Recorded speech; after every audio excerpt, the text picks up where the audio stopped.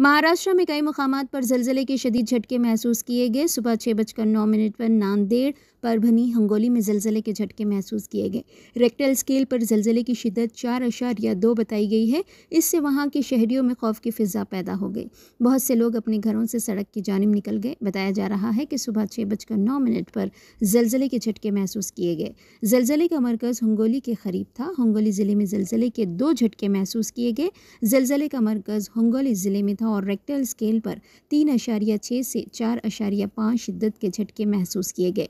हिंगोली ज़िले में आज सुबह 6 बजे से सुबह 9 बजे तक ज़लज़ले के 2 झटके महसूस किए गए हैं। इस ज़लज़ले का मरकज़ हिंगोली ज़िले का अखाड़ा बालापुर है और इसकी शिद्दत हिंगोली, परभनी, नांदेड़ ज़िले के तीनों गाँव ने महसूस की है। बताया जाता है कि सुबह 6 बजे के करीब पेश आने वाले इस वाक़े के नतीजे में कई घरों की दीवारों में छोटी छोटी दरारें पड़ गई, जिसकी वजह से शहरियों में शदीद खौफ व हिरास का माहौल पैदा हो गया।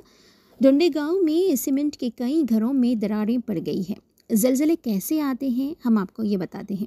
ज़मीन की सतह में हरकतें बहुत ज़्यादा तवानाई छोड़ती है और ज़लज़ले की लहरें पैदा करती है।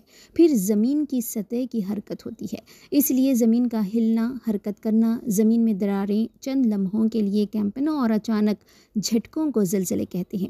ज़लज़ले की वजह से ज़मीन की सतह आगे पीछे या ऊपर नीचे होती है।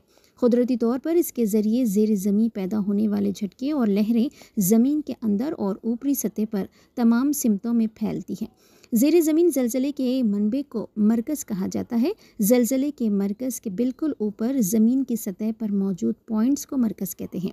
मजबूत लहरें या झटके पहले इस मरकज़ तक पहुँचते हैं, इसलिए वहाँ सबसे ज़्यादा नुकसान होता है। ज़लज़ले या तो हल्के या शदीद नौइयत के हो सकते हैं। हल्के ज़लज़ले ज़मीन पर आने वाले तबाहकुन ज़लज़लों से कहीं ज़्यादा आम हैं। सिस्मोग्राफ्स ज़लज़ले को खुद ब खुद रिकॉर्ड करते रहते हैं। ज़लज़ले के बाद क्या करना चाहिए, तो आइए जानते हैं। अगर आप किसी इमारत में हैं और ज़ोरदार झटके महसूस करते हैं तो फौरी तौर पर किसी मजबूत फर्नीचर के नीचे पनाह लें या किसी कोने में खड़े होकर अपने चेहरे और सर को ढांपने की कोशिश करें। अगर मुमकिन हो तो इमारत से फ़ौरन बाहर निकलें और खुले मैदान में जाने की कोशिश करें। अगर आप गाड़ी में बैठे हैं तो गाड़ी को फ़ौरन रोकें और अंदर ही रहें। अगर आप मलबे के नीचे फंस गए हैं तो गलती से बॉक्स को ना जला दें। इसके अलावा हरगिज़ हरकत करने की कोशिश ना करें। ढेर के नीचे फंस जाने के बाद आहिस्ता आहिस्ता पाइप या दीवार से टकराएं ताकि रेस्क्यू टीम आप तक पहुंच सके।